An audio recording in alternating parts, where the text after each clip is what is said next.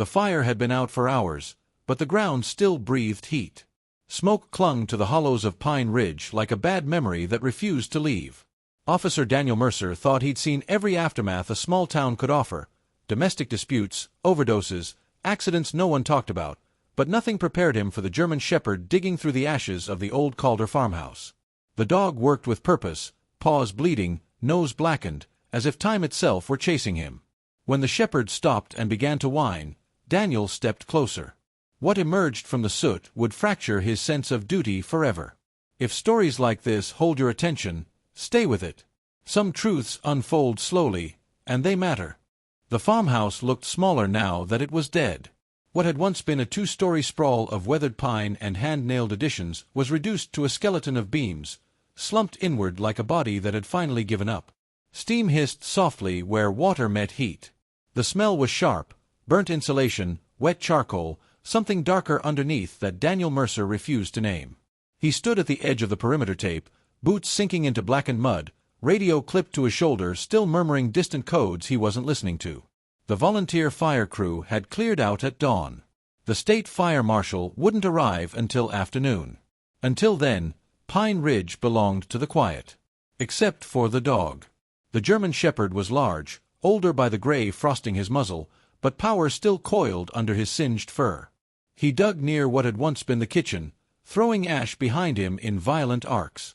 Each scrape of his paws sent up a small cloud, and Daniel noticed the blood almost immediately, bright against the black.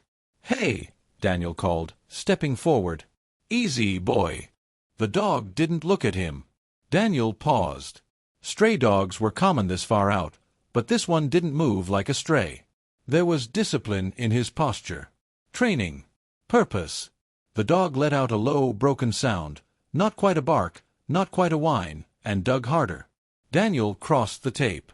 His boot crushed something brittle. He looked down and saw part of a picture frame, glass gone opaque with soot. He nudged it aside, a flicker of a memory stirring uncomfortably, then forced himself to focus on the present. "All right," he said quietly, mostly to himself. "What do you see that I don't?" The dog stopped digging. For one terrible second, Daniel thought he'd imagined the movement, but then the shepherd lowered his head and pulled. Whatever was buried resisted, caught under debris. The dog braced his legs, muscles shaking, and yanked again. Something came free. Daniel felt his knees weaken before his mind caught up. It was a small backpack. Charred on one side, zipper half melted, straps torn but intact. A child's backpack. Blue. Once. Cartoon planets barely visible beneath soot. Daniel dropped to one knee without realizing he'd done it. "No," he whispered. The shepherd nudged the bag toward him, tail low, eyes locked on Daniel's face with an intensity that felt like accusation. Daniel unzipped the bag with shaking fingers. Inside was a single sneaker. Pink. Size maybe 7. Melted slightly at the sole, but unmistakably a child's shoe. And beneath it, Daniel sucked in air like he'd been punched. A laminated card. School ID. The photo was warped, but the name was legible. Lily Calder. Age 7. Daniel's breath came out in a sound that wasn't human. He fumbled for his radio. "Dispatch. I need the marshal expedited. Now." A pause. "Copy. Mercer. What did you find?" Daniel looked at the dog, still bleeding, still waiting. "A reason," he said. "I found a reason." The Calder farmhouse had been quiet long before it burned. Daniel knew that because he'd driven past it 100 times over the years. Everyone in Pine Ridge had. The Calders kept to themselves. The father, Evan, worked seasonal logging contracts. The mother, Mary Ann, used to wave from the porch when Lily was smaller. Then the waving stopped. Then Mary Ann disappeared.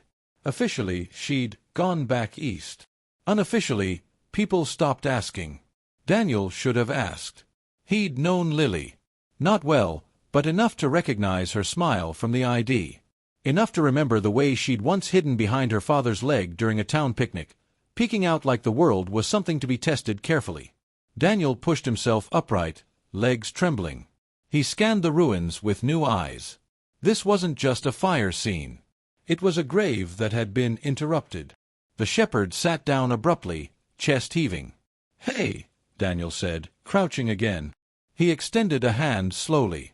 The dog sniffed, then leaned into it with a weary acceptance that hit Daniel harder than any resistance would have. "You saved her," Daniel murmured, though he didn't know what that meant yet. The dog's collar was cracked but intact. Daniel brushed ash away and found an engraved name. Rex. A memory surfaced then, unwelcome and sharp. 3 years ago. A call about a domestic disturbance out by the Calder place. Daniel had been the responding officer. He'd knocked.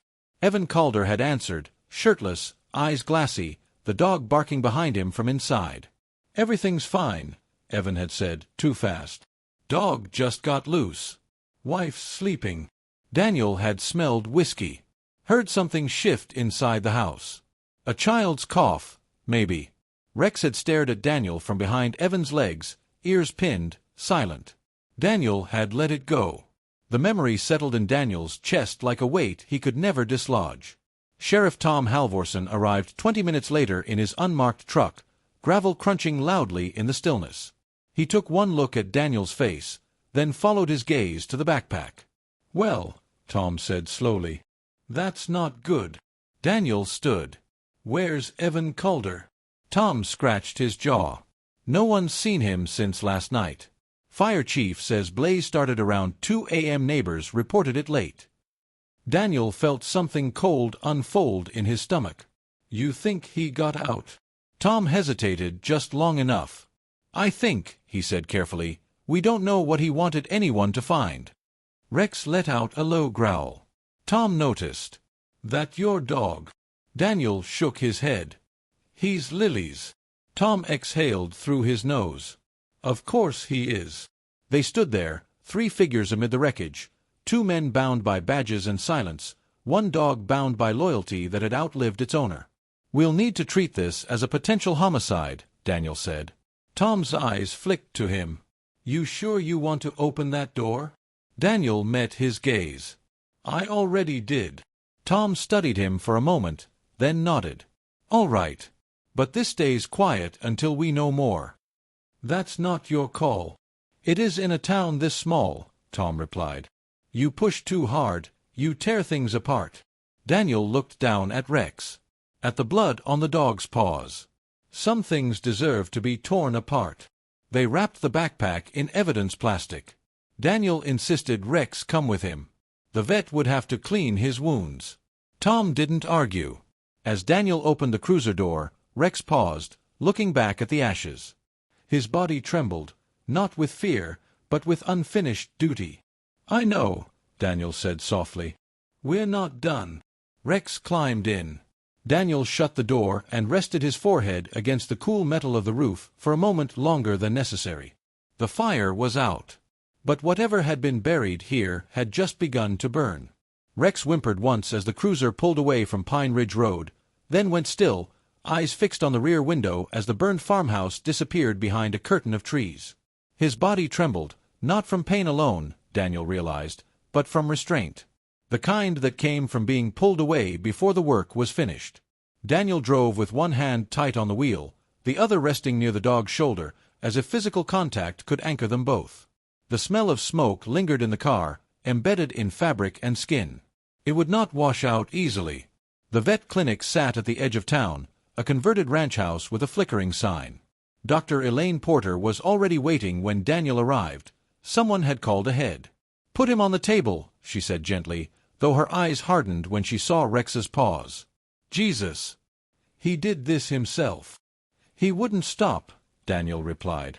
"I couldn't make him." Elaine nodded like she understood more than she wanted to. She cleaned the wounds in silence, Rex never once snapping or pulling away. When she was done, she wrapped his paws carefully and stepped back. "He's old for a working dog," she said. "But not broken. Whatever he was doing out there, it mattered." Daniel swallowed. He found a child's backpack. Elaine closed her eyes for a second. "Then he did his job." By the time Daniel returned to the station, the town was awake. Pine Ridge always stirred slowly, like it didn't quite trust the day. The diner across from the station had its lights on, A couple of pickups parked out front. News traveled fast here, even without confirmation.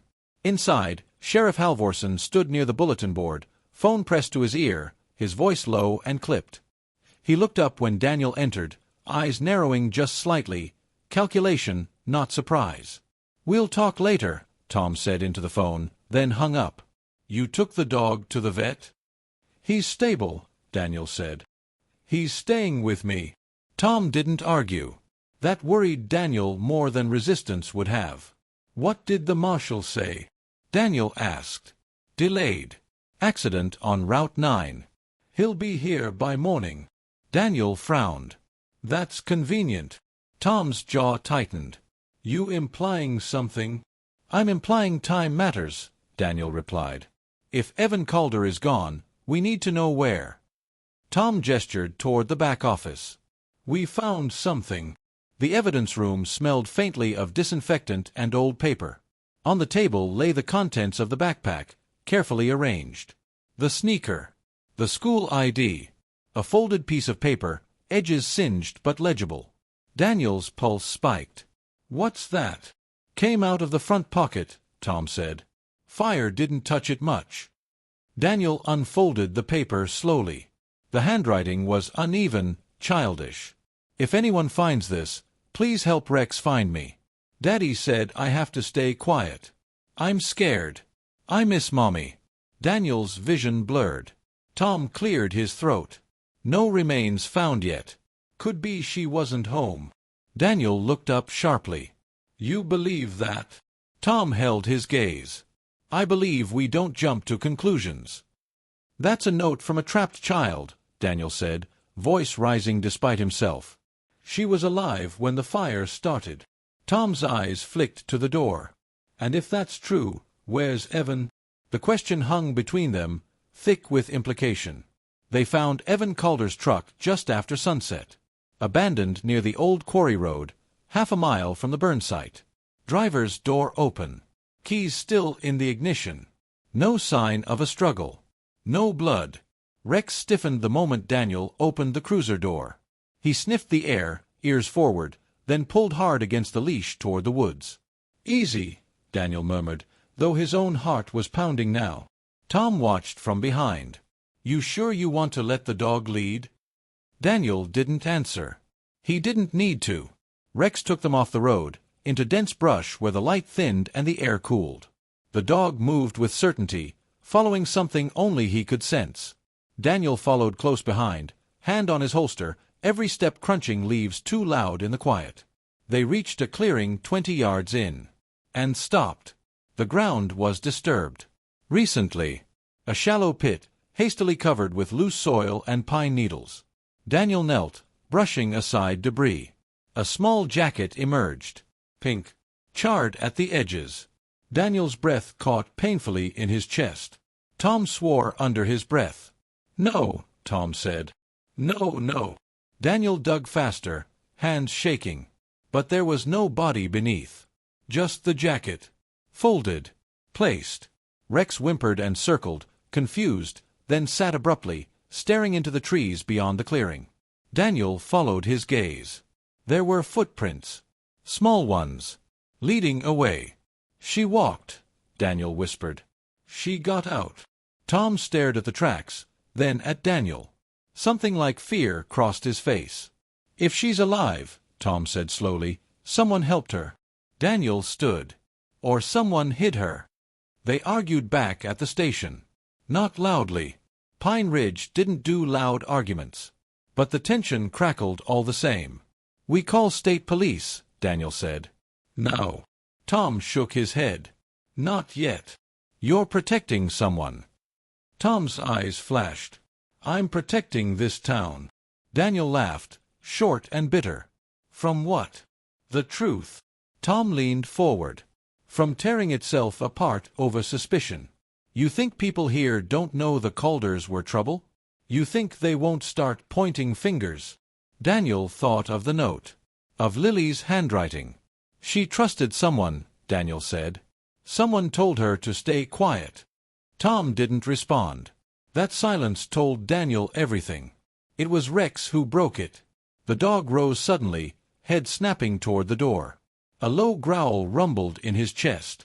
Daniel turned just as the door opened. Deputy Mark Ellison stepped inside. Mark was younger than Daniel by a decade, eager, well-liked. He smiled when he saw Rex.